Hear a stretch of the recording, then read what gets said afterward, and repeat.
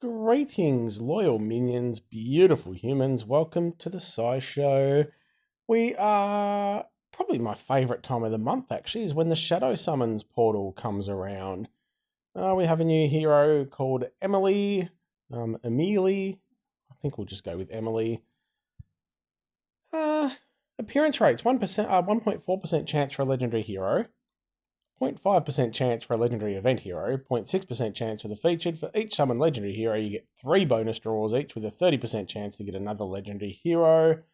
I was actually slightly dreading the portal coming around because, as anyone who watches the channel knows, I am tracking my spend this month and trying to spend less than normal. Hello, Kidding.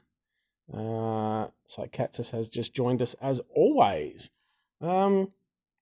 Yes, and I was kind of like a Shadow Portal.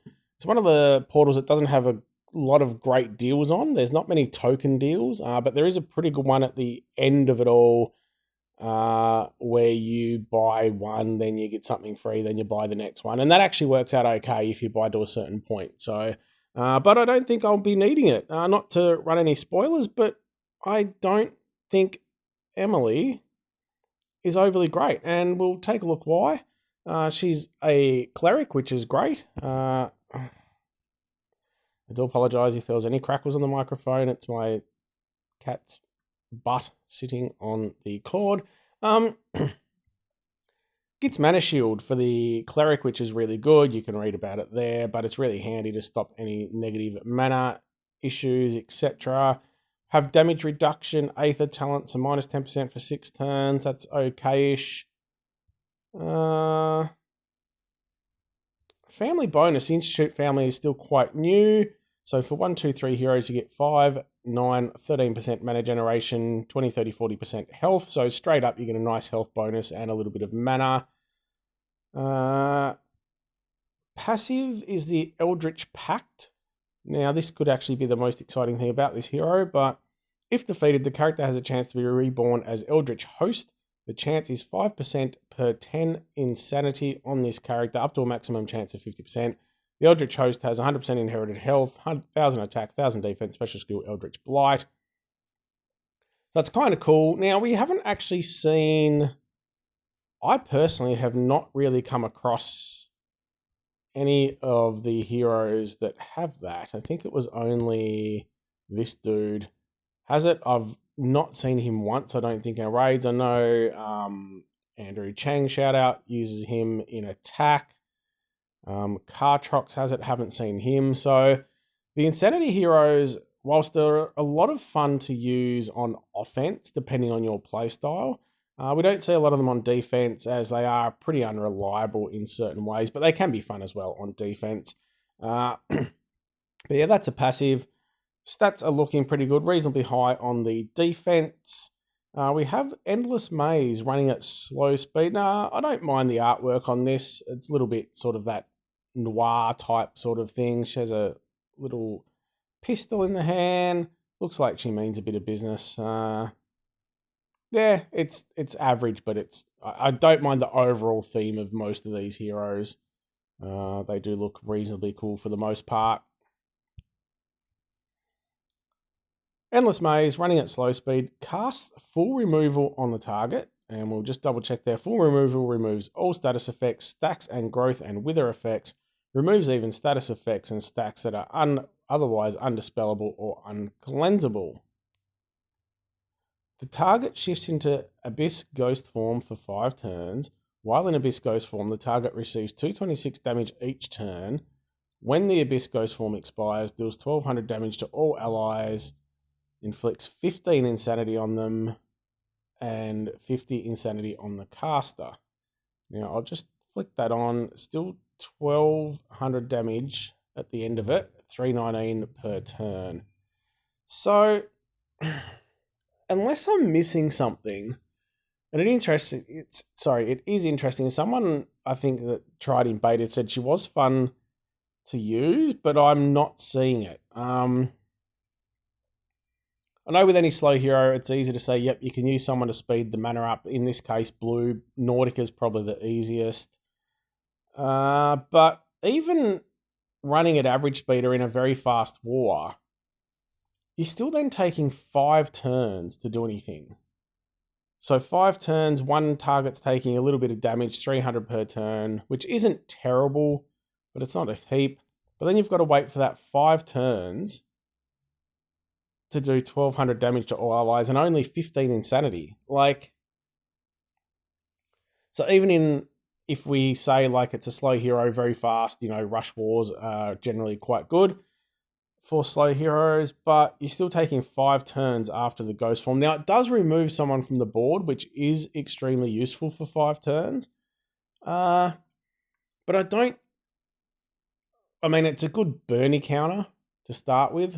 For rush wars is one way you could be using, but I don't think there's any other. It's not a lot of other heroes that I feel it would be really useful to remove them from the board. Like, it gives you a ghosting lane, that's fine. Maybe some of those wildcats, Thaffa especially has been quite annoying lately, and the new one, Vernix, will probably be similarly annoying. So you could remove those from the board whilst you focus on killing the rest of the team, and then take care of those cats when there's no one left, so it doesn't matter if they revive over and over again. But I just think it's such a niche use. And only 1200 damage to all. It's not a lot of damage.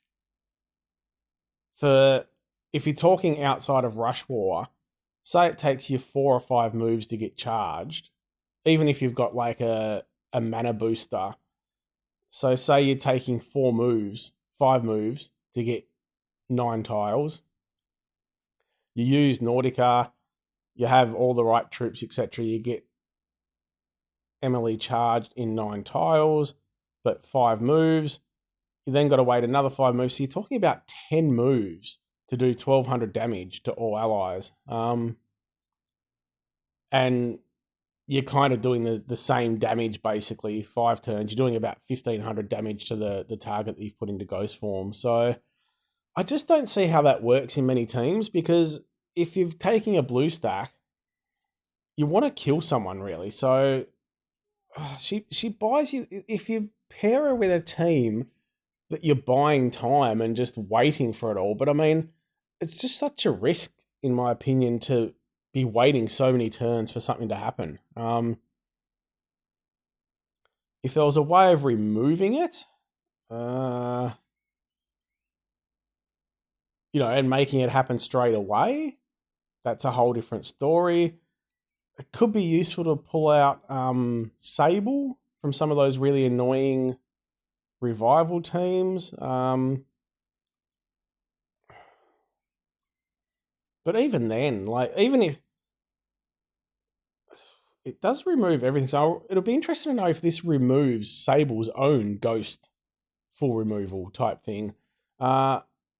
Even if it does, though, again, you're just waiting all those turns. You're removing her, which is good. She's not going to revive anyone. But to me, it's just waiting too long to do too little. Yeah, and as you all know, I'm usually all for these insanity heroes. I like to try and find the positives. I'm trying to think of a pairing, but really, it's just, if you're putting it in a blue team, you might as well take someone that's doing damage straight up. Like, why would you take, Emilie over just putting in a Glass Richard or something? To me, you're better off to have those targets. Again, Rush War, it's going to be a bit of fun, but apart from a bit of fun, I don't think... What the hell? I don't think it's got any major uses, apart from a little bit of amusement here and there. So I like the passive. I like the overall Insanity Heroes. I love the family bonus. It's all good. I just feel this hero is really missing something. Even at average speed, I wouldn't consider this to be a hero that's going to make any waves in the meta at all. That's my opinion, I think. Sometimes I worry that I'm missing something on these heroes, where I just really look at them and can't find a use and can't find any, as I said, apart from a little bit of fun. It's, Rush War, if you can speed it up, but you're waiting so long for anything to happen. Yeah, that's what I think. I said I always keep thinking I've missed something, but that's what we're going with. If you are doing any summons, I wish you the best of luck. Keep an eye out for my video where I do reveal my overall spend, donate the rest to charity. You all know how it's going. But yeah, I'm going to discuss some of the different deals. I've even done a little bit of experimenting with the deals just to try and highlight where you may not be getting value, and the difference between sort of planned purchases as opposed to impulse purchasing. So anyway, enough about that. Keep an eye out for that at the end of the month. Best of luck if you are doing any summons. I hope you get the hero that you're looking for. Give your kitty a scritch for me. Don't worry about subscribing and all that normal crap I say. But just scritch the kitty. That's the most important thing. And have a bloody good one.